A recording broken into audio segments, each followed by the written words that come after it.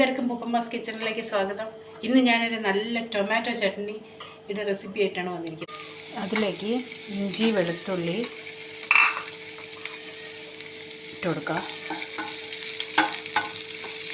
ഇതൊരു കർണാടക സ്റ്റൈലാണ്. കർണാടകയിലെ ഒരു ചേച്ചി എന്നെ പഠിപ്പിച്ചതാണ്. അതിലേക്ക് ടൊമാറ്റോ ഇട്ട് കൊടുക്കാം. ഇതിലേക്ക് ഉപ്പിട്ട് കൊടുക്കാം.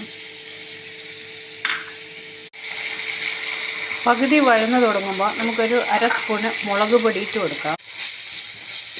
നന്നായി വഴന്ന് കഴിഞ്ഞ് നമുക്കിതിലേക്ക് ഒരു അര കപ്പ് നാളികേരം ചിരവിയിലിട്ട് കൊടുക്കാം. അല്പം തണുത്ത ശേഷം നമുക്കിത് മിക്സിയിൽ അരച്ചെടുക്കാം. അങ്ങനെ നമ്മുടെ ടൊമാറ്റോ ചട്നി റെഡിയായി കഴിഞ്ഞിട്ടുണ്ട്. ഇഡ്ഡലിയുടെ കൂടെ മാത്രം, ഇഡ്ഡലിയുടെയും ദോശയുടെയും കൂടെ മാത്രമല്ല, ചോറിൻ്റെ കൂടെ ഇത് സൂപ്പറാണ്. എല്ലാവരും ട്രൈ ചെയ്യണം. ചാനൽ സബ്സ്ക്രൈബ് ചെയ്യാനും ലൈക്ക് ചെയ്യാനും മറക്കല്ലേ.